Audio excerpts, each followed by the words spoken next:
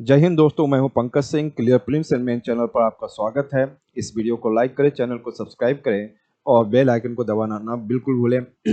और साथ में आपके लिए हमेशा एक इम्पॉर्टेंट टॉपिक जो पीएससी एग्ज़ाम के लिए, पीसीएस एग्ज़ाम के लिए जो है वो मैं आपके साथ डिस्कस करता रहूँगा। और यहाँ पे जो डिस्कस करने जा रहा हूँ वो है आपका biodiversity and climate change, COP16 Conference of Party 16 and the global efforts to address the crisis। तो आज के डेट में क्राइसिस देखा जाए तो एक तो क्लाइमेट चेंज है। जिसके वजह से टेम्परेचर वगैरह बढ़ रहा है, ग्रीन हाउस गैस का कंट्रीब्यूशन बढ़ रहा है, टेम्परेचर ग्लोबल वार्मिंग हो रहा है। तो यहाँ पे कहीं ना कहीं हम लोग बोल सकते हैं कि United nation framework convention for climate change के अंतर्गत अब पेरिस एग्रीमेंट है। और पेरिस एग्रीमेंट है, पहले क्योटो प्रोटोकॉल था वो खत्म हो गया, फेल्ड हो गया।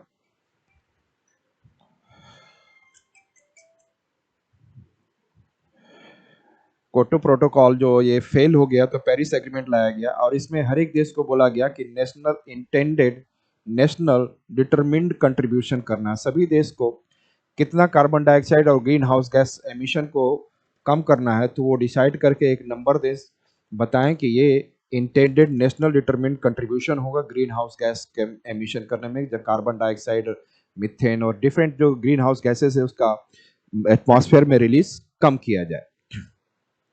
इसी तरह आपका इसी तरह बायोडाइवर्सिटी के लिए भी है आपको कि डिटरमिन्ड कंट्रीब्यूशन होगा कि आप फॉरेस्ट को बचाएं, यस और नॉट।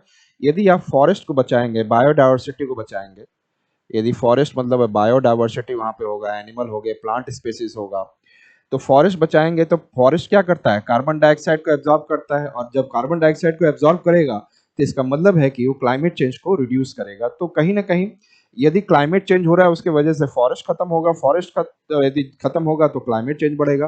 तो एक दूसरे से इंटर रिलेटेड है ये।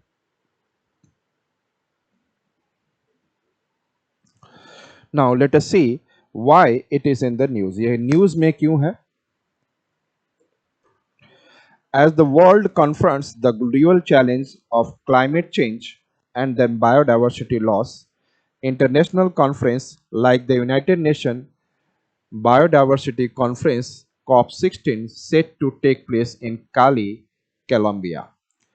तो कोलंबिया के में एक साउथ अमेरिका कंट्री है कोलंबिया, और वहाँ पर आपको कैली में ये हुआ, COP16 की सीटिंग हुई, वहाँ पे कॉन्फ्रेंस हुआ और उसमें दो चैलेंजेस के बारे में बात की गई। एक बायोडाइवर्सिटी लॉस को लेकर बोला गया और क्लाइमेट चेंज, और एक दूसरे से ये दोनों रिलेटेड हैं and have become increasingly significant. और ये जो इस कॉन्फ्रेंस में यूनाइटेड नेशन बायोडाइवर्सिटी कॉन्फ्रेंस हुआ, इसमें बताया गया कि दोनों ही मुद्दे बहुत इंपॉर्टेंट है, that is I said biodiversity loss और climate change. This event follows the convention on biological diversity. और इस इवेंट के बाद सीबीडी की मीटिंग हुई वहां पर। और ये सीबीडी जो है कब से स्टार्ट हुआ है, which was initiated at the 1992 Rio earth summit में आपका सीबीडी स्टार्ट हुआ था, कन्वेंशन ऑन बायोडाइवर्सिटी। और हर 2 साल पर ये इसकी कॉन्फ्रेंस होता है जो आप देख रहे हैं, COP16 हो रहा है। COP16 is dedicated to safeguarding biodiversity. COP16 जो है कन्वेंशन ऑन बायोडाइवर्सिटी के अंदर जो कॉन्फ्रेंस ऑफ पार्टी 16 है, COP, ये डेडिकेटेड है सेफगार्डिंग बायोडाइवर्सिटी को सेफ रखा जाए। बायोडाइवर्सिटी में आप समझे कि प्लांट स्पेसीज, एनिमल स्पेसीज सभी की बात आती है। रिहैबिलिटेटिंग इकोसिस्टम, और जो इकोसिस्टम खराब हो रहा है उसको सही करना, रिस्टोर करना, and ensure equitable distribution of benefits derived from the biological resources. और यदि कोई जेनेटिकली और कोई ऐसे रिसोर्स हुए हैं जिसके बचाव से किसी को कोई बेनिफिट होता है तो उसको मेंबर कंट्रीज के साथ और कन्वेंशन ऑन बायोडाइवर्सिटी के साथ इसका क्या होना चाहिए, इक्विटेबल डिस्ट्रीब्यूशन ऑफ बेनिफिट्स होना चाहिए। This meeting is particularly important following the adoption of the coming Montreal Global Biodiversity Framework in 2022।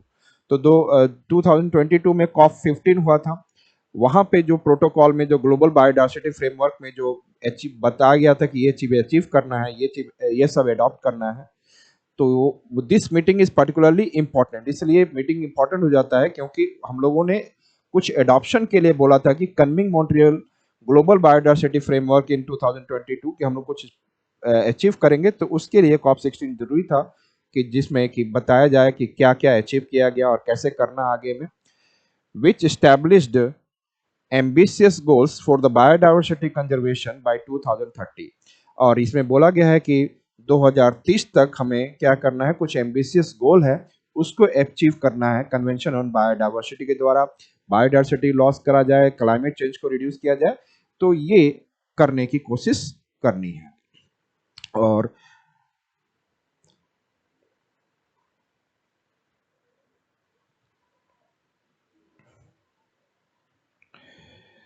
तो कन्मिंग मॉन्ट्रियल ग्लोबल बायोडायवर्सिटी जो फ्रेमवर्क ने बात किया 2022 में, इसमें क्या बात किया गया था, ये कॉप 15 है, 2024 में कॉप 16 हुआ।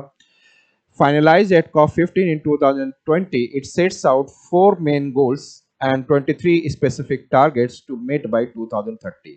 तो 4 मेन गोल्स की बात की गई है और 23 स्पेसिफिक टारगेट्स, 4 मेन गोल्स हैं आपको, और 23 जो है स्पेसिफिक टारगेट्स हैं। इनको अचीव करना है कब तक, 2030 तक अचीव करना है, ये टारगेट बनाया गया है। और इसमें जो बोला गया है, प्रोमिनेंट जो बात की गई है, the prominent 30x30 target aims to conserve 30% of the world's land and ocean by the 2030। तो आज के डेट में जो लैंड जिस तरीके से खराब होते जा रहा है, फॉरेस्ट नहीं है, लैंड डिजर्टिफिकेशन की ओर जा रहा है, तो उसमें से 30% वर्ल्ड का जो लैंड को सेव किया जाए। ओशियंस पे डेजर्ट बनते जा रहा है, कहीं पे इतना ज्यादा प्लास्टिक वगैरह होने की वजह से और केमिकल रिलीज होने की वजह से, कुछ जैसे अटलांटिक के बीच भाग में आपको एकदम डेजर्ट हो गया है वहां पर, तो वहां पर उसको कैसे दोबारा उस ओशियन में लाइफ लाया जाए, तो उसमें बात की जा रही है 30% वर्ल्ड के लैंड और वर्ल्ड के ओशियन को बाय 2030 तक टारगेट किया गया कि इसको कंजर्व किया जाए जो खराब हो रहा है, and focusing on area rich in biodiversity. तो जहां पे एरिया जो बायोडायवर्सिटी रिच में है और जो उसको कंजर्व करके रखना है 30% को, जो कि खराब ना हो, कंजर्व करके रखना है, यस ना, प्रोटेक्शन ज्यादा देना है, लेकिन साथ में इंटरफेरेंस लोगों का भी रहे। कंजर्व और प्रिजर्व नहीं होता है, दोनों ही प्रोटेक्शन होते हैं, लेकिन प्रिजर्व में क्या होता है कि लोगों का इंटरफेरेंस नहीं होता, कंजर्व में क्या होता है कि आपको प्रोटेक्शन मिलता है, लेकिन आप ह्यूमन बींग उसमें इंटरफेरेंस भी कर सकते हैं, उसका चीजों को यूज कर सकते हैं। और यहाँ पे बोल रहा है it also seeks to restore 30% of the degraded terrestrial and marine ecosystem. और टेरेस्ट्रियल इकोसिस्टम जो खराब हो चुके हैं, मरीन इकोसिस्टम जो 30% खराब हो चुके हैं, उसको रिस्टोर करना है। तो इसका मतलब है कि हमारे को जो 30% जो है वो कंजर्व करना है, कंजर्व करना है, बचा कर रखना है, साथ में ह्यूमन भी उसको यूज कर सके, कहाँ पर, लैंड पर और ओशियन में, जहां पे अच्छी खासी बायोडायवर्सिटी है, लेकिन इसे बचा कर रखना है। साथ में ये बोला गया कि 30% ये भी करना है कि 30% जो खराब हो चुके हैं लैंड पर, टेरेस्ट्रियल इकोसिस्टम में, उसको रिस्टोर करना है। कहाँ पर, लैंड को बोलते हैं टेरेस्ट्रियल इकोसिस्टम और ओशियन को बोलेंगे मराइन इकोसिस्टम में, जो डिग्रेड हो चुका है उसको रिस्टोर करना है। तो ये चीज आपने देखा, 30x30 आपको समझ में आ गया। countries are required to submit their national biodiversity strategy and action plan। तो हर एक कंट्री को यह बोला गया कि हर कंट्री अपना national biodiversity strategy and action plan बताए। National national biodiversity strategy and action plan, जैसे कि आपने देखा होगा कि क्लाइमेट चेंज में क्या होता है कि हर कंट्री को इंटेंडेड नेशनल डिटरमिन्ड कंट्रीब्यूशन जितना ग्रीन हाउस गैस कम करना है, इसी तरह बायोडायवर्सिटी में होता है national biodiversity strategy action plan, कि हर एक देश को, हर एक कंट्री जो मेंबर है वो प्लान करेगा कि कैसे बायोडायवर्सिटी को इम्प्रूव करना है, तो वो डाटा उन्हें बताएगा, देगा। तो countries are required to submit their national biodiversity strategies and action plan, जिससे कि बायोडायवर्सिटी को इम्प्रूव किया जा सके। या और ये किसके सिमिलर है, it is similar to the nationally determined contribution NDCs under the Paris agreement, climate agreement.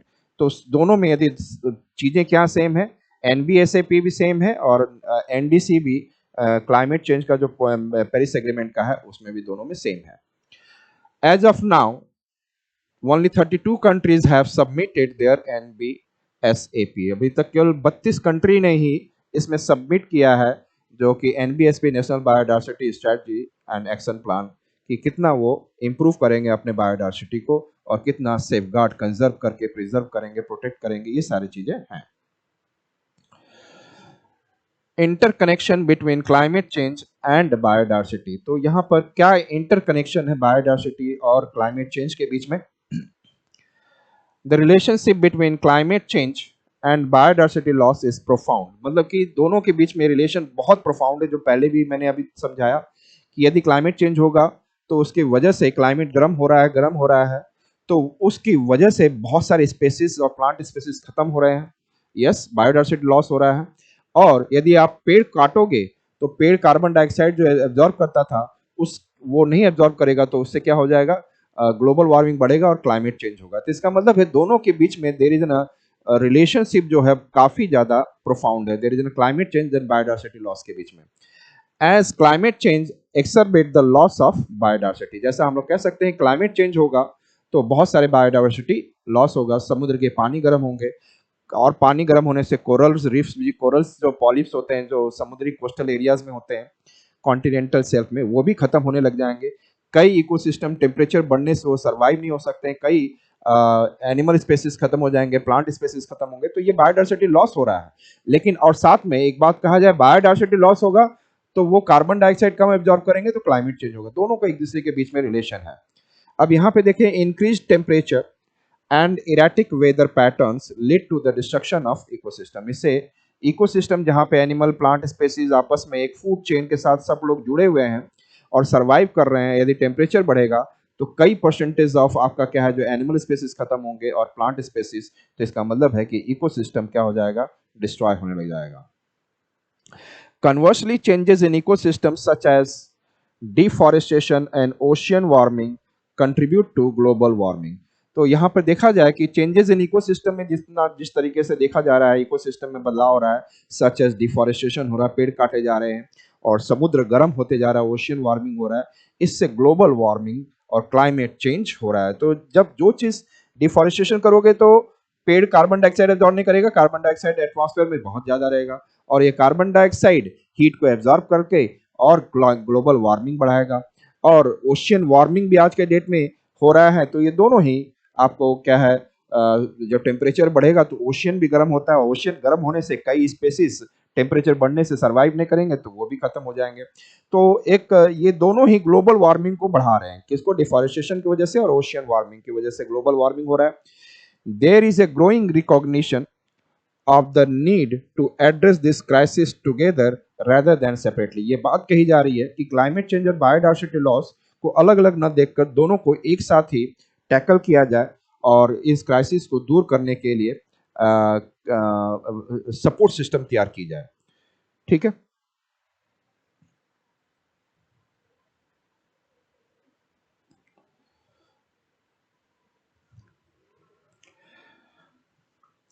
High sea treaty and ocean conservation. तो हाई सीज ट्रीटी की बात की जाए, जब हाई सीज जो कोस्टल एरिया, मान लीजिए कि हमारा ये इंडिया है, इंडिया से जो दूर जाएंगे, जैसे कोस्टल एरिया जाएंगे, हाई सीज मतलब जहां पे किसी कंट्री का कोई कंट्रोल नहीं होता है, वो एक्सक्लूसिव इकोनॉमिक जोन में नहीं आता है, तो हाई सी एरिया में कैसे देखा जाए, तो हाई सी ट्रीटी लाई गई और ओशियन कंजर्वेशन की बात की गई।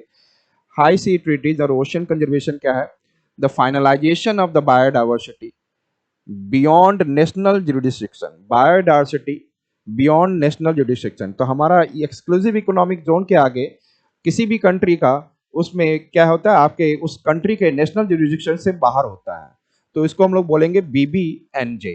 तो BBNJ मतलब बायोडायवर्सिटी बियॉन्ड नेशनल जुरिडिक्शन। तो यहाँ पर उसी चीज के लिए the finalisation of the biodiversity beyond national jurisdiction treaty is a crucial development in combating biodiversity loss. इसमें बात किया गया कि ये जो हाई सीज एरियाज हैं वहां पर कैसे जो बायोडायवर्सिटी लॉस है उसको कम्बैट किया जाए, फाइट किया जाए और उसको समुद्र को, वैसे जगह के एरिया को वहाँ पे बायोडायवर्सिटी इंक्रीज किया जाए। This treaty aims to safeguard biodiversity in ocean beyond national jurisdiction. Simple है, ओशियन में आपको सेफगार्ड प्रोवाइड करना है. It advocates for the establishment of protected areas in biodiversity rich ocean. तो यहाँ पर क्या करना होगा, इस्टेब्लिश करना होगा कि कुछ जहाँ रीजन में आपका बायोडाइवर्सिटी लॉस हो रहा है कहीं पर फिर भी है वहाँ पर, तो उसको प्रोटेक्टेड एरिया में कन्वर्ट करना होगा. Establishment of protected areas in biodiversity rich ocean region, जिसको कंजर्व करके रखें. और enabling regulation of human activities similar to the land based national parks. तो नेशनल पार्क में जिस तरीके से आपको केवल रिक्रिएशन के लिए आप जा सकते हैं, नेशनल पार्क में आप जा सकते हैं और कुछ स्टडीज के लिए जा सकते हैं, रिसर्च के लिए जा सकते हैं, इसी तरीके से जो प्रोटेक्टेड एरियाज और ओशियन के अंदर जहाँ पे बायोडाइवर्सिटी रिच है लेकिन वो कंजर्व करने की जरूरत है, खराब होने की अवस्था में आ सकता है, तो वहां पर भी नेशनल पार्क की तरह ही कुछ लोग जा सके, रिसर्च कर सके, एंटरटेनमेंट थोड़ा सा कर सके और साथ में एजुकेशनल पर्पज से लोग वहां पे विजिट कर सकते हैं. तो इस तरीके का सिमिलर टू नेशनल पार्क इसमें किया जाए. The treaty also emphasizes the equitable sharing of benefits derived from the genetic resources in the ocean. तो genetic resources in the ocean से जो आसपास के लोगों को, जो नेशन है उनको जो फायदा होता है, उससे मेंबर कंट्रीज के बीच में इसका क्या होगा, benefit sharing, equitable sharing of the benefit किया जाए. And which have significant commercial value, और उसी का होगा जिसका उसी का आप इक्विटेबल शेयरिंग ऑफ बेनिफिट कर सकते हैं जिसका कुछ कमर्शियल वैल्यू हो. और इस प्रोटेक्शन से जो आपने जो वहाँ से जो मनी का वैल्यू, कमर्शियल वैल्यू निकाला आपने, चाहे मछली पकड़ा चाहे कोई एनिमल पकड़ा, लेकिन साथ में कंजर्वेशन भी रखे वहाँ पर, तो वो करने की बात है. अब कन्वेंशन ऑन बायोडाइवर्सिटी जो है सीबीडी के द्वारा ही देखा जाए तो यहाँ पर इन्होंने बात किया हुआ है access and benefit sharing, the Nagoya protocol. तो 2010 में जो नागोया प्रोटोकॉल आया, इसमें भी बात की गई कि equitable sharing of what benefit arising out of the biodiversity conservation से जो आपको मिल रहा है, जेनेटिक बायोडाइवर्सिटी से जो भी आपको मिल रहा है, उसमें बेनिफिट शेयरिंग होनी चाहिए. Established at COP10 in 2010, this protocol, that Nagoya protocol, lays out rules for access and benefit sharing की बात करते हैं. ये तो आप समझ में आ चुका है कि आपको बेनिफिट शेयरिंग और एक्सेस करने की बात है जो मेंबर कंट्रीज होंगे उनके बीच. It ensures that the benefits from the commercial use of biological resources are fairly distributed to countries and communities that manage these resources.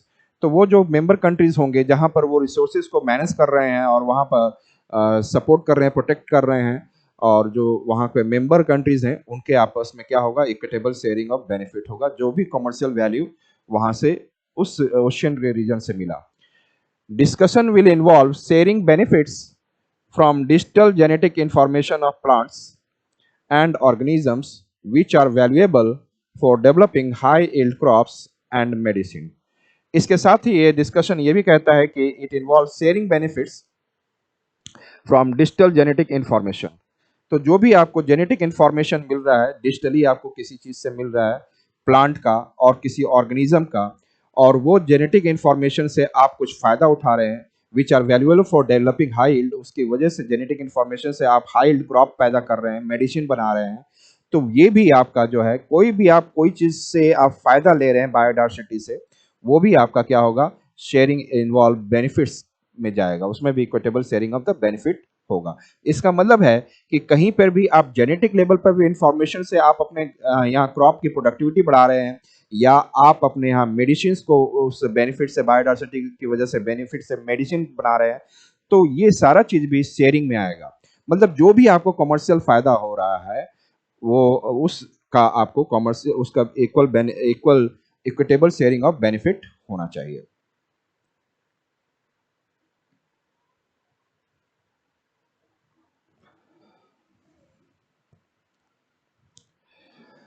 Financial mechanism for biodiversity conservation. तो biodiversity conservation के लिए जो financial, आपको कई बार बता चुका हूं, conservation और प्रिजर्वेशन. कंजर्वेशन भी प्रोटेक्ट करता है, प्रिजर्वेशन भी प्रोटेक्ट करता है. कंजर्वेशन में ह्यूमन बीइंग का इंटरफेरेंस हो सकता है, जैसे कंजर्व कर रहे हैं किसी नेशनल पार्क को, तो वहां पर आदमी जा सकते हैं. लेकिन प्रिजर्व करने का मतलब है कि कंप्लीटली वहां पर कोई आदमी नहीं जा सकता, कोई चीज यूज नहीं कर सकता. दोनों ही प्रोटेक्शन है. कंजर्वेशन में आप यूज कर सकते हैं उसके रिसोर्स को, साथ में प्रोटेक्ट भी करते रहें। प्रिजर्वेशन में केवल आप उसको डिग्रेडेड हो चुका है तो उसको केवल बचाते रहें, जैसे फ्रीज में आप कोई चीज खराब हो रहा है सामान तो उससे पहले आप उसको रख दें, तो आपको प्रिजर्वेशन में कोई इंटरफेरेंस नहीं होता है, केवल प्रोटेक्शन होता है, ह्यूमन बीइंग का कोई इंटरफेरेंस नहीं होता है। तो कंजर्वेशन की बात कर रहे हैं यहाँ पे, financial mechanism for biodiversity conservation. Finance plays a crucial role in biodiversity negotiation similar to climate change discussion। तो यहाँ पे भी जैसे फाइनेंस की जरूरत होती है क्लाइमेट चेंज के लिए, ऐसे ही बायोडाइवर्सिटी के लिए क्रुशियल रोल प्ले कर रहा है। तो उसमें उसके नेगोशिएशन के लिए कंट्रीज के बीच में यहाँ पे भी फाइनेंस करना है, पेड़ पौधे लगाने हैं, बहुत प्लांट स्पेसिस, फॉरेस्ट बढ़ाना है, फॉरेस्ट नहीं काटना है, तो इस सब के लिए भी आपको क्या करना होगा, फाइनेंस चाहिए। इसके लिए क्या किया गया है, one of the target is to mobilize $200 billion annually, $200 billion annually by 2030 तक, 2030 तक कंट्रीब्यूट करना है, 2030 तक $200 बिलियन एनुअली बाय 2030 तक देना है। इसमें से देखा जाए from various sources for biodiversity conservation के लिए, और जनरली इसमें डेवलप्ड कंट्री जो है डेवलपिंग कंट्रीज को देंगे। This includes a commitment of $20 billion annually from the developed to developing countries for biodiversity initiative। Biodiversity बचाने के लिए जो इनिशिएटिव लेना है तो डेवलपिंग कंट्री को $20 बिलियन देंगे। और यहाँ पे there is a plan to increase this to $30 billion per year and redirect harmful subsidies to sustainable practices. यदि आप कोई ऐसी प्रैक्टिसेस कर रहे हैं जिससे कि इन्वायरमेंट का लॉस हो रहा है और उस पर आपको सब्सिडी दिया जा रहा है, तो वहां से वो सब्सिडी हटाकर किसी और में दिया जाए जिससे कि सस्टेनेबल प्रैक्टिसेस हो। तो सस्टेनेबल प्रैक्टिसेस के लिए जो बोला जा रहा है कि सब्सिडी आपको हार्मफुल, एक प्रकार से इंसेंटिव देना। आप किसी चीज में सस्टेनेबल प्रैक्टिस कर रहे हैं, फॉरेस्ट लगा रहे हैं और एग्रीकल्चर के साथ फॉरेस्ट्री, एग्रो फॉरेस्ट्री कर रहे हैं, यस, तो वहां पर आपको क्या करना होगा, सस्टेनेबल। आप एग्रीकल्चर कर रहे हैं, मान लीजिए एग्रीकल्चर से क्या हो रहा है आपका कि आपका सॉइल खराब हो रहा है, केमिकल फर्टिलाइजर डाल रहे हैं तो सॉइल की क्वालिटी डिग्रेड हो रही है, इसका मतलब कहीं ना कहीं इन्वायरमेंटल लॉस हो रहा है। साथ में सॉइल के अंदर जो स्पेसीज होंगे, सॉइल में जो माइक्रो ऑर्गेनिज्म होंगे, वो भी केमिकल फर्टिलाइजर, पेस्टिसाइड, इंसेक्टिसाइड से मरने लग जा रहे हैं। तो ये एक सस्टेनेबल प्रैक्टिस नहीं है। तो आप ऐसी प्रैक्टिस फार्मिंग करिए, ऑर्गेनिक फार्मिंग करिए, और साथ में मिक्स्ड क्रॉपिंग करिए, मिक्स्ड फार्मिंग करिए। जो मिक्स्ड फार्मिंग का मतलब एक साल आप मतलब मिक्स्ड क्रॉपिंग का मतलब है कि आप एक खेत में एक जगह आपने क्या है जो नाइट्रोजन बनाने वाला प्लांट लगा रहे हैं, लिग्मिनस प्लांट्स लगा रहे हैं, और दूसरे एरिया में आप कोई और दूसरा प्लांट लगा रहे हैं। तो एक रो में एक लिग्मिनस प्लांट एक रो में बना रहे हैं और दूसरे रो में बड़े बड़े ट्री, फिर छोटे छोटे पौधे, प्लांट्स, फिर बड़े बड़े आप लगा रहे हैं, और साथ में एक दूसरे को प्रोटेक्शन भी दे रहा है, और साथ में सॉइल में ये जो लेगुमिनस प्लांट्स है ये क्या दे रहा है, नाइट्रोजन फिक्स कर रहा है, यस और नॉट। और जब नाइट्रोजन फिक्स होगा तो सॉइल की फर्टिलिटी बढ़ेगी। तो और ऑर्गेनिक फार्मिंग करा जाए तो उससे भी सॉइल की फर्टिलिटी बढ़ेगी। तो इसका मतलब है कि हमें उन चीजों पे अब सब्सिडी नहीं देना चाहिए जो कि हार्म कर रहा है। मान लीजिए कि भारत में किसानों को एग्रीकल्चर पर क्या दिया जा रहा है, सब्सिडी दी जा रही है फार्मर्स को। यदि उनको सब्सिडी दिया जा रहा है, उनको कुछ छूट दिया जा रहा है, लेकिन आपको पता है कि राइस कल्टीवेशन से मीथेन गैस बहुत ज्यादा निकलता है, और ये भी आपको क्या करता है, ग्लोबल वार्मिंग करता है। तो राइस कल्टीवेशन में सब्सिडी ना दिया जाए, लेकिन उन चीजों पे सब्सिडी दिया जाए जिससे कि आप, जैसे मिलेट है, कम रेनफॉल पे हो सकता है, बाजरा, ज्वार, रागी, तो गवर्नमेंट उन पे सब्सिडी दे और इन पे ना दे, धीरे धीरे लोग उस पर चले जाएंगे और ऐसे सस्टेनेबल प्रैक्टिसेस होने लग जाएगा। तो लोगों के खाने पीने में बाजरा, ज्वार, रागी आने लग जाएगा, राइस हटने लग जाएगा। तो ये एक प्रकार से मैं एक एग्जाम्पल देकर समझाया हूँ कि सॉइल खराब हो रहा हो या किसी प्रकार से इन्वायरमेंट खराब हो रहा हो या पेड़ काट के एग्रीकल्चर कर रहे हैं, तो ये आपको सस्टेनेबल प्रैक्टिसेस नहीं है, आपको इस पे सब्सिडी नहीं देना चाहिए, आपको सस्टेनेबल प्रैक्टिसेस के लिए सब्सिडी देना चाहिए। तो इस पे आपको बोला गया $30 बिलियन इसमें इंक्रीज करके दिया जाए। और इसके कंक्लूजन को देखें तो, as the world strives to tackle climate change and biodiversity loss, conferences like COP16 are vital for fostering international collaboration and action। तो COP16 बहुत इंपॉर्टेंट है आज के डेट में, जैसे देखा जा रहा है क्लाइमेट चेंज हो रहा है और बायोडाइवर्सिटी लॉस हो रहा है। तो ऐसे COP16 जैसे कॉन्फ्रेंस बहुत वाइटल हो जाते हैं जिससे कि इंटरनेशनल कोलैबोरेशन हो और इसके ऊपर एक्शन लिया जाए कि बायोडाइवर्सिटी मिनिमाइज का लॉस मिनिमाइज किया जा सके और क्लाइमेट चेंज को भी मिनिमाइज किया जा सके। The push for financial mobilisation is essential in the global effort to conserve biodiversity. और सिंपल है, यदि फाइनेंशियल मोबिलाइजेशन नहीं होगा, डेवलप्ड कंट्री और डेवलपिंग कंट्रीज नहीं होगा, तो ये लोग स्टेप्स और इनिशिएटिव नहीं लिया जाएगा बायोडाइवर्सिटी को कंजर्व करने के लिए। Both developed and developing countries must unite to realize this ambitious conservation goal। दोनों को ही ये रियलाइज करना पड़ेगा कि ये बहुत इंपॉर्टेंट और एम्बिशियस कंजर्वेशन गोल है जिसके बायोडाइवर्सिटी और क्लाइमेट चेंज को बचा के रखना है। तो